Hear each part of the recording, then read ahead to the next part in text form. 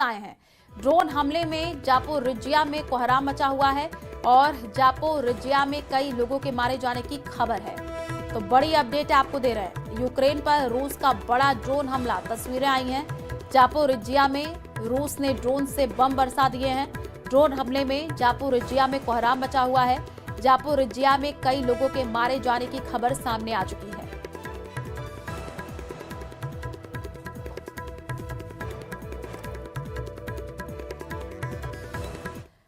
और ट्रंप की वजह से रूस ने यूक्रेन में भयानक हमले शुरू कर दिए हैं। वजह है जिनेवा में हुई बैठक, जहां यूरोप के देशों ने ट्रंप के बनाए मसौदे में कई बड़े बदलाव कर दिए हैं और इस बात ने पुतिन को और भड़का दिया है। रूस ने पहली नजर में इसे खारिज करके कहा है कि अब यूक्रेन को बख्शा नहीं जाएगा। इस बीच जेलेंस्की को ट्रंप के कोप भवन में जाने का अपडेट मिला है।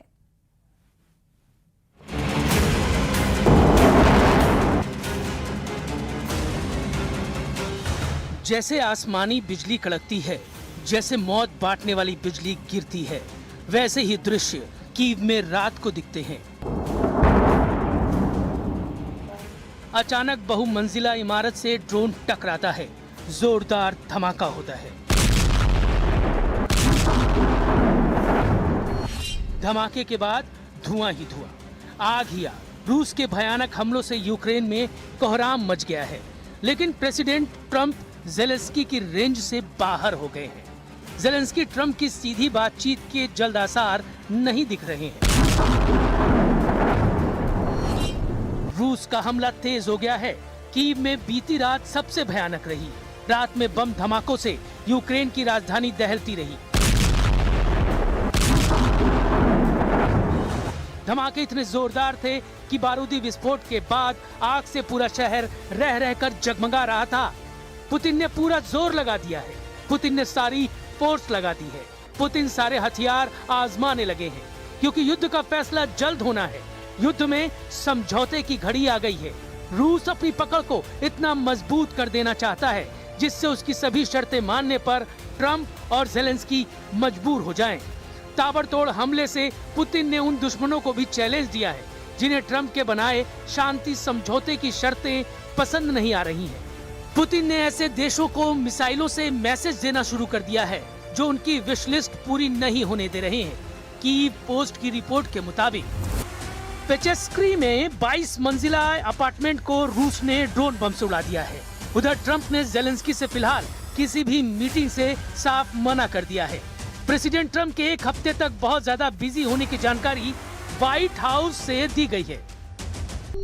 So there are no plans at this moment in time. As you know, things can change very quickly around here. Trump चाहते थे उनकी समझौता शर्तें जेलेंस्की फौरन मानकर पुतिन के आगे सरेंडर कर दे, मगर ऐसा कुछ नहीं हुआ। जेलेंस्की ने भारी मन से ट्रंप के समझौते पर अपने दिल की बात कही।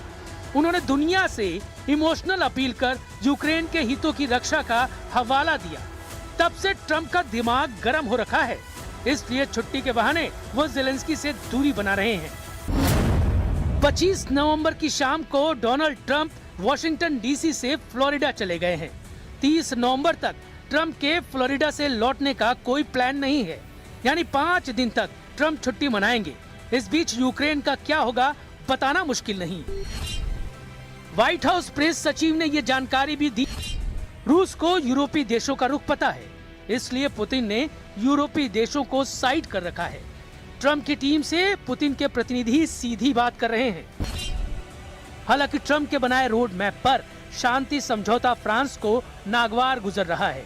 प्रेसिडेंट इमैनुअल मैक्रो ने दो टूक लहजे में कहा कि वो यूक्रेन को सरेंडर नहीं करने देंगे। यूरोप के देश ट्रंप के पीस प्लान पर हुए खुलासे के बाद से भड़के हुए हैं। जब से यूक्रेन के दोस्त देशों को पता लगा है कि ट्रंप के बनाए समझौते की स्क्रिप्ट किरिल दिमित्रीव ने लिखी है, तब से हड़कंप मचा हुआ है। किरिल दिमित्रीव को पुतिन का सबसे भरोसेमंद बिजनेसमैन लीडर कहा जाता है, जिन पर अमेरिका ने बैन लगा रखा था। लेकिन अब खुलासा हुआ है कि इन्हीं किरिल दिमित्रीव ने मियामी के एक आलीशान होटल में बैठकर ट्रंप का पीस प्लान बनाया। रिपोर्ट्स में दावा किया जा रहा है कि अमेरिका में ब्लैकलिस्टेड किरिल दिमित्रीव की लिखी शर्तों पर ट्रंप ने समझौता मसौदा बना रखा है। रिपोर्ट्स के मुताबिक मियामी मीटिंग के बाद पुतिन ने अपने वफादार किरिल को जो मिशन सौंपा उसे उन्होंने बखूबी निभाया, मगर अब ये बात उजागर होने से पर्दे के पीछे अमेरिका और रूस की सीक्रेट डील का शक जताया जा रहा है। उधर लेटेस्ट अपडेट ये है कि ज़ेलेंस्की की अपील पर शांति समझौते में कई अपडेट किए गए हैं। रिपोर्ट्स के मुताबिक 28 पॉइंट्स को कम करके सिर्फ 19 शर्तें ही अब समझौते में रखी जा रही हैं। अमेरिका और यूक्रेन ने स्विट्जरलैंड में बैठक के बाद ये बदलाव किए हैं। ऐसे कई बदलावों के बाद ज़ेलेंस्की खुश नजर आ रहे हैं, लेकिन क्रेमलिन को नए मसौदे का इंतजार है, जिसके बाद ही बात फाइनल होगी। रूस के विदेश मंत्री सर्गेई लावरोव ने एक बार फिर से दोहराया है कि यूरोपीय देशों की जगह पश्चिमी देशों का लीडर अमेरिका को माना जा रहा है। मतलब शांति समझौता पुतिन की मर्जी और ट्रंप की रजामंदी से ही होना है। मगर 5 दिन के सस्पेंस का क्या? ट्रंप ने अगर 5 दिन तक कुछ नहीं किया तो यूक्रेन को भारी नुकसान उठाना पड़ सकता है। रूस ने तेजी से यूक्रेन में आगे बढ़ना शुरू कर दिया है। रूस के डिफेंस मिनिस्ट्री ने ये वीडियो रिलीज किया है। यूक्रेन के प्रोकोवस्क में भयानक हमले के बाद रूस के सैनिक शहर में घुस गए हैं। प्रोकोवस्क के 2 जिलों पर रूस ने कब्जा कर लिया है। पुतिन आर्मी जिस तूफानी तेजी से यूक्रेन को रौंद रही है, उससे जल्द ही ये राजधानी कीव तक धावा बोल सकते हैं। पुतिन को मिली 5 दिन की मोहलत बहुत बड़ा उलटफेर साबित हो सकती है। प्रेसिडेंट ट्रंप ने अगर ज़ेलेंस्की को ज्यादा देर वेट करवाया तो मुमकिन है वो यूरोपीय देशों के पास भागे, जो फिलहाल यूक्रेन को हर तरह से मदद का भरोसा दिला रहे हैं। लेकिन यूरोप की युद्ध में एंट्री हुई तो पुतिन को एटमी धमाके का बहाना मिल सकता है।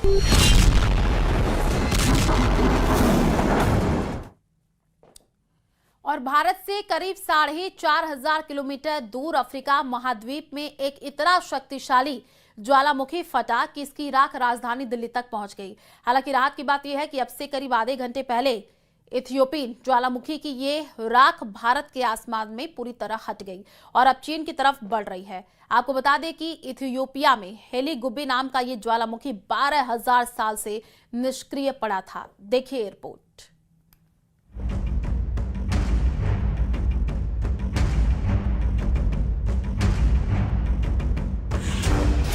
जब आसमान में दिखा राख का गुबार, राख वाले बादल कर देंगे हैरान। राख के बादल ने तय की 4300 किलोमीटर की दूरी। हेली गुब्बी का भारत पर असर।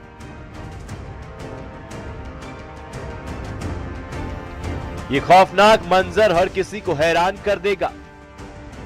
सैटेलाइट तस्वीरों से देखिए कैसे लावा धधक रहा था और कैसे फूटा धरती के अंदर धधकता ज्वालामुखी।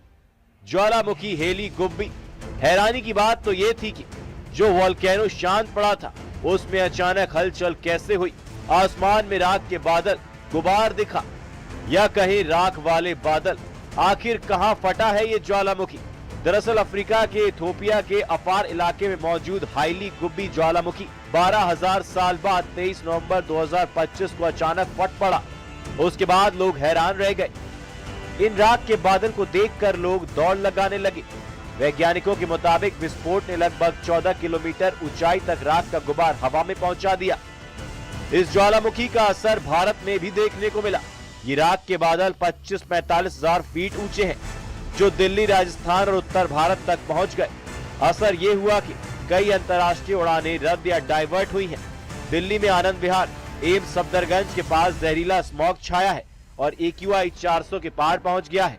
DGCA ने एयरलाइंस को राख वाले क्षेत्रों से बचने की सलाह दी है। DGCA ने कहा था कि एयरलाइंस राख वाले इलाकों के ऊपर उड़ान ना भरे, उड़ान का रूट और प्लानिंग बदले। अगर किसी विमान को राख मिले तो तुरंत रिपोर्ट करे। दरअसल विस्फोट के साथ बड़ी तादाद में सल्फर डाइऑक्साइड यानी कि SO2 भी निकली है, जो जानकारों की माने तो जिसने पर्यावरण और सेहत पर असर को लेकर टेंशन बढ़ा दी है। जानकारों का कहना है कि अगर ज्वालामुखी अचानक ज्यादा SO2 छोड़ रहा है तो यह बताता है कि अंदर दबाव बढ़ रहा है, मैग्मा हिल रहा है और आगे और विस्फोट हो सकता है। कोई पैनिक होने का जरूरत नहीं है और हम पब्लिक के लिए कोई ऐसे एडवाइजरी जारी नहीं किए हैं, क्योंकि वेदर या एयर क्वालिटी पर इसका इम्पैक्ट नहीं है।